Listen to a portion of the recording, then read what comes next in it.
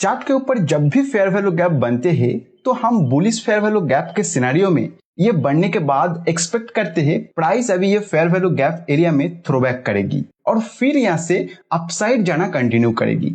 और bearish fair value gap के scenario में एक्सपेक्ट करते हैं प्राइस अभी ये फेयर वैल्यू गैप एरिया में फुल बैक करेगी और फिर से यहाँ से डाउन साइड मूव को कंटिन्यू रखेगी। बट रियल चार्ट में जब ये बनते हैं तो वहां हमें सीन कुछ अलग ही देखने को मिलते हैं। कभी फेयर वैल्यू गैप एरिया बनने के बाद प्राइस वहां थ्रोबैक करके फिर ऊपर जाते हैं और कभी फेयर वैल्यू गैप एरिया बनने के बाद बिना प्राइस एरिया में थ्रोबैक किए ही ऊपर चलते चले जाते हैं। और कभी कभी तो ये फेयर वैल्यू गैप एरिया बनने के बाद भी प्राइस उसे ब्रेक करके नीचे आ जाती है। तो रियल चार्ट में अगर फेयर वैल्यू गैप बनने के बाद इतने सारे प्राइस रिएक्शन आ रहे हैं तो उसमें ट्रेड करने में हमें बहुत ही दिक्कत का सामना करना पड़ेगा। बट कोई ट्रेडर को अगर ये पता लग जाए कि किस टाइप का फेयर वैल्यू गैप बनने के बाद प्राइस क्या रिएक्शन करेगी तो उन्हें इसे ट्रेड करने में बहुत आसान हो जाएगा। जैसे ये आईटीडी सीमेंटेशन स्टॉक का 1 डे टाइम फ्रेम चार्ट पर 15 नवंबर 2023 ये एक फेयर वैल्यू गैप क्रिएट होते हैं और इसे देख के कोई ट्रेडर अगर ये आइडेंटिफाई कर पाते हैं कि प्राइस अभी ये फेयर वैल्यू गैप एरिया तक अभी थ्रोबैक करने का चांस बहुत कम है और यहीं से ये ऊपर जाने का चांस ज्यादा है तो वो यहाँ वेट ना करके अभी बाय कर लेते और इसके बाद जो अच्छा अप मूव आए हुए थे वहां से वो प्रॉफिट कर लेते। और अभी यहाँ निफ्टी 50 30 अप्रैल 2024 5 मिनट चार्ट पर अब देखो ये फेयर वैल्यू गैप क्रिएट होने के बाद अगर कोई ट्रेडर को ये पता लग जाता कि प्राइस यहाँ से अभी फेयर वैल्यू गैप एरिया को भी ब्रेक करके नीचे जाने का चांस बहुत ज्यादा है तो वो यहाँ कोई पोजीशन नहीं बनाते और इसके बाद जो डाउनफॉल आया उससे वो बच जाता। तो बेसिकली ये वीडियो देखने के बाद आप फेयर वैल्यू गैप एरिया को एक अलग नजरिया से देखना शुरू करेंगे जो आपके ट्रेडिंग को प्रॉफिटेबल बनाने में काफी हद तक मदद करेगा। मैं आपको रियल चार्ट का एग्जांपल लेकर इस कंसेप्ट को इन डिटेल समझाऊंगा और लास्ट में बिल्कुल बिगिनर ट्रेडर्स के लिए एक बोनस पॉइंट भी बताऊंगा जिससे वो भी इस कंसेप्ट को आसानी से अपने ट्रेडिंग में यूज कर पाएंगे। वीडियो के अंत तक अगर आपको लगे कि कुछ खास सीखने को ना मिला हो तो वीडियो को डिसलाइक करके चले जाना। तो चलिए बिना देरी के वीडियो को शुरू किया जाए। तो देखिए इस कंसेप्ट को समझने के लिए फेयर वैल्यू गैप क्या है इसका क्लियर अंडरस्टैंडिंग होना चाहिए। अगर आप हमारे स्मार्ट मनी कंसेप्ट सीरीज के एक एक करके सभी वीडियो देखते हुए आ रहे हैं तो आपको फेयर वैल्यू गैप के बारे में सब कुछ पता होगा। फिर भी यहाँ मैं आपको थोड़ा सा बता देता हूँ।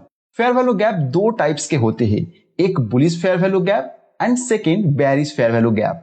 बुलिश फेयर वैल्यू गैप में 3 कैंडल्स होते हैं। फर्स्ट एंड थर्ड कैंडल का कलर मैटर नहीं करता, ये किसी भी कलर का हो सकता है। बट सेकेंड कैंडल एक बुलिश कैंडल होना ही चाहिए और जो थोड़ा कंपैरेटिवली बड़ा और बायर के कंट्रोल में होना चाहिए। एंड फर्स्ट कैंडल का हाई और थर्ड कैंडल का लो के बीच एक गैप होना चाहिए और यही है fair value gap. Bearish fair value gap में भी 3 कैंडल्स ही होते हैं। इसमें भी first and third candle colour matter नहीं करता, किसी भी कलर का हो सकता है। बट सेकेंड कैंडल कंपैरेटिवली बड़ा एक सेलर कंट्रोल बेयरिश कैंडल होना चाहिए। फर्स्ट कैंडल का लो और थर्ड कैंडल के हाई के बीच एक गैप रहना चाहिए, ये गैप ही है फेयर वैल्यू गैप। वीडियो लंबा ना हो जाए और कंसेप्ट को इन डेप्थ समझाने के लिए बेयरिश फेयर वैल्यू गैप को आज हम इस वीडियो में शामिल नहीं करेंगे। आज हम सिर्फ बुलिश फेयर वैल्यू गैप को इन डिटेल समझने की कोशिश करेंगे। ये 3 कैंडल मिलके बन रहे हैं फेयर वैल्यू गैप। इसमें से थर्ड वाला कैंडल का बनने का टाइप देख के हम हमारा ट्रेडिंग प्लान को चेंज करेंगे। फर्स्ट, अगर थर्ड कैंडल का क्लोज सेकेंड कैंडल हाई के ऊपर हो रहा है तो अभी फिलहाल price fair value gap area में जाने का चांस कम है और यहीं से ये कंटिन्यू करके ऊपर जा सकता है। इसमें हमें ट्रेड कैसे लेना है वो हम एग्जाम्पल में जाकर जरूर देखेंगे और प्रैक्टिकल तरीके से देखेंगे। सेकेंड, अगर थर्ड कैंडल इंडिसिजन टाइप का कैंडल है या फिर इसका क्लोज सेकेंड कैंडल हाई के नीचे है तो प्राइस यहाँ से फेयर वैल्यू गैप एरिया तक जाने का और वहां से फिर ऊपर जाएगा इसका चांस ज्यादा है। और उसी तरह हम हमारा ट्रेडिंग को प्लान करेंगे। कैसे करेंगे वो हम एग्जाम्पल में जाके अच्छे से समझेंगे। थर्ड, अगर थर्ड कैंडल एक स्ट्रॉन्ग बेयरिश कैंडल है, मतलब इस कैंडल में सेलर ने प्राइस को ज्यादा कंट्रोल किया है तो प्राइस यहाँ से फेयर वैल्यू गैप एरिया में जाने का चांस ज्यादा है और वहां से ये और भी नीचे जाने का चांस है। बट इसको भी हम कैसे ट्रेड कर सकते हैं विथ प्रॉपर ट्रेडिंग प्लान के साथ, वो हम एग्जाम्पल में जाके देखेंगे। तो जनरली ये 3 टाइप्स के फेयर वैल्यू गैप आपको चार्ट पर देखने को मिलेंगे। फर्स्ट जो टाइप है, इसे समझने के लिए चार्ट पर चले जाते हैं। ये आपके सामने एसबीआई के 1 day time frame chart open है। 8 फरवरी 2024 यह एक फेयर वैल्यू गैप क्रिएट हुआ है, जो कि हमारे फर्स्ट टाइप के फेयर वैल्यू गैप है। तो इसमें price fair value gap area तक आने का चांस बहुत कम है। तो सबसे पहले आपको इस सिस्टम में देखना है कि जो फेयर वैल्यू गैप क्रिएट हुआ है वो वैलिड है या नहीं। तो इसमें आप देखोगे ब्रेकअप स्ट्रक्चर होने के बाद ही ये फेयर वैल्यू गैप क्रिएट हुआ है। तो ये फेयर वैल्यू गैप एक वैलिड फेयर वैल्यू गैप है। अगर आपको समझ नहीं आ रहा है ये ब्रेकअप स्ट्रक्चर क्या है और कैसे हम आइडेंटिफाई कर लिए कि ये एक वैलिड फेयर वैल्यू गैप है, तो आप हमारे ये स्मार्ट मनी कंसेप्ट प्लेलिस्ट के सभी वीडियो देखते हुए आइए, आपको ये सब कुछ समझ में आ जाएगा। तो इसके बाद अभी आपको देखना है क्या इस सिचुएशन में यहाँ बाय किया जा सकता है। तो इसके लिए आपको रिसेंट प्राइस एक्शन को स्टडी करके ये डिसीजन लेना है। तो यहाँ आप देखोगे काफी टाइम कंसोलिडेशन करने के बाद प्राइस इस रेजिस्टेंस को ब्रेकआउट किया है और ब्रेकआउट करने से पहले एक पोल एंड फ्लैग पैटर्न का फॉर्मेशन भी हमें यहाँ देखने को मिला है, जो कि एक बहुत ही पॉजिटिव इंडिकेशन है। बट प्राइस एक्शन के हिसाब से हमारा बाय सिग्नल ये कैंडल क्लोज होते ही जनरेट हो चुका था, लेकिन क्योंकि यहाँ हम फेयर वैल्यू गैप के अकॉर्डिंग ट्रेड करने जा रहे हैं, तो ये फेयर वैल्यू गैप क्रिएट होने के बाद ही कुछ डिसीजन लेंगे। तो ये क्रिएट होने के बाद हमें पता चल रहा है ये फर्स्ट टाइप का फेयर वैल्यू गैप है, जिसमें प्राइस इस एरिया तक आने का चांस बहुत कम है। तो यहाँ एंट्री लेने के लिए हमें इस टाइम फ्रेम चार्ट को इससे छोटे टाइम फ्रेम चार्ट पर लेकर चले जाना है। आप यहाँ 5 से 6 गुना नीचे का टाइम फ्रेम चार्ट में जा सकते हो। तो ये 1 डे टाइम फ्रेम चार्ट है, इसको हम 1 आवर टाइम फ्रेम चार्ट में कन्वर्ट कर लेते हैं। यहाँ अभी आपको और प्राइस एक्शन देखना है एंट्री ढूंढने के लिए। अभी कुछ कैंडल्स बनने के बाद फिर से यहाँ एक फेयर वैल्यू गैप क्रिएट हुआ है और ये जो फेयर वैल्यू गैप है ये सेकेंड टाइप का फेयर वैल्यू गैप है। इसमें price fair value gap area तक थ्रोबैक करने का चांस बहुत ज्यादा है। तो हमें प्राइस ये एरिया तक आने का वेट करना है।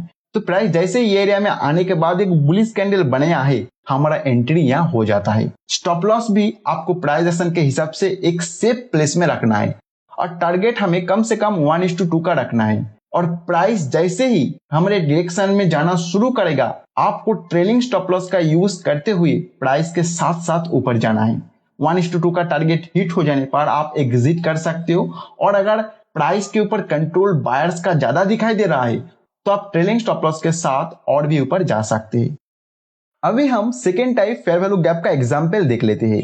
ये जो कैंडल आपके सामने है ये बैंक निफ्टी 5 मार्च 2024 30 मिनट टाइम फ्रेम चार्ट है। यहाँ पे एक फेयर वैल्यू गैप क्रिएट हुआ है। सबसे पहले हमें देखना है फेयर वैल्यू गैप वैलिड है कि नहीं। तो यहाँ साफ साफ दिखाई दे रहा है ब्रेक ऑफ स्ट्रक्चर क्रिएट होने के बाद ही ये फेयर वैल्यू गैप क्रिएट हुआ है। तो ये एक वैलिड फेयर वैल्यू गैप है। अभी हमें देखना है प्राइस एक्शन के हिसाब से यहाँ बाय किया जा सकता है या नहीं।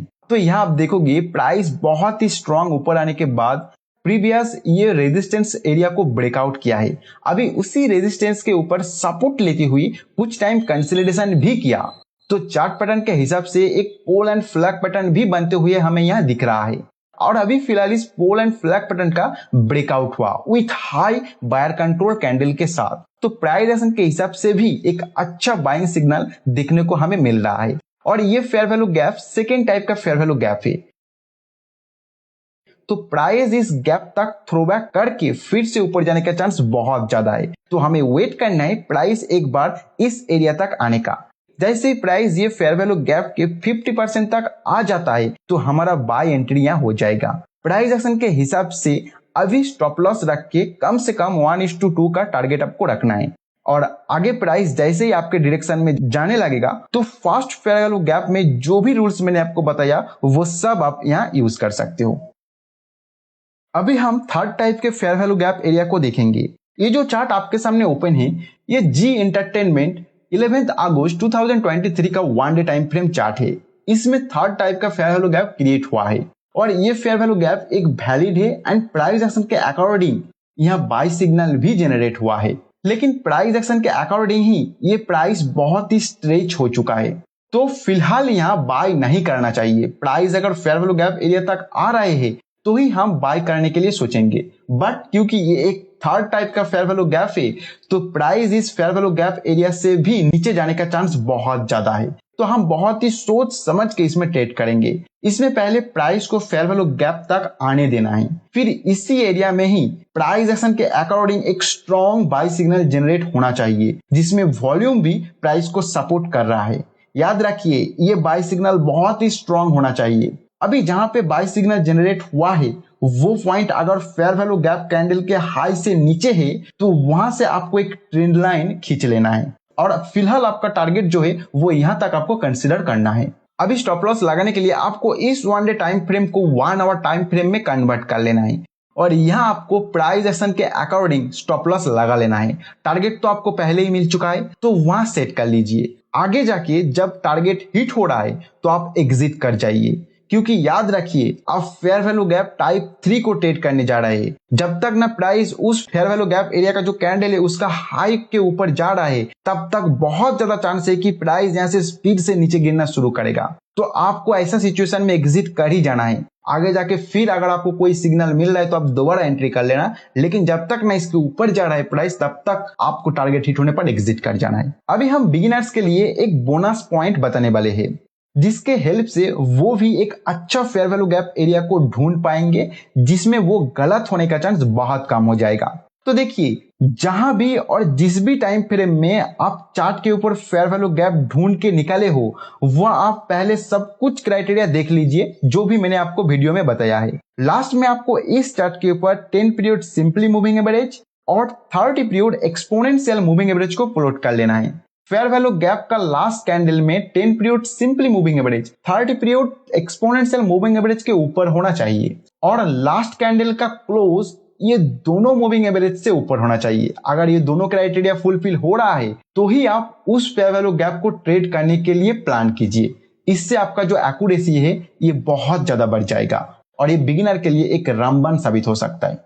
तो आशा करता हूँ बुलिश फेयर वैल्यू गैप को आप अच्छे से समझ गए हैं। अगर समझने में दिक्कत आ रहा है तो वीडियो को फिर से देखिए और अगर आप बुलिश फेयर वैल्यू गैप को ठीक से समझ रहे हो तो बेयरिश फेयर वैल्यू गैप को आप अपने आप ही समझ के ट्रेड कर पाएंगे। बट अगर आप बेयरिश फेयर वैल्यू के ऊपर एक वीडियो चाहते हो, आप चाहते हो कि मैं ऐसे ही एक वीडियो बना के आपको समझा दूं, तो कमेंट सेक्शन में बेयरिश एफवीजी जरूर लिख देना। अगर बहुत ज्यादा कमेंट आ रहा है तो हम बहुत ही जल्द वो वीडियो बना देंगे। और हाँ, वीडियो इतने देर देखने के बाद अगर आपको लगे कुछ खास सीखने को नहीं मिला है तो वीडियो को डिसलाइक करके चले जाना, लेकिन अगर कुछ सीखने को मिला है इस वीडियो से तो एक लाइक जरूर करके जाना। तो इस वीडियो में फिलहाल इतना ही, मिलते हैं नेक्स्ट वीडियो में नए कोई कंसेप्ट के साथ।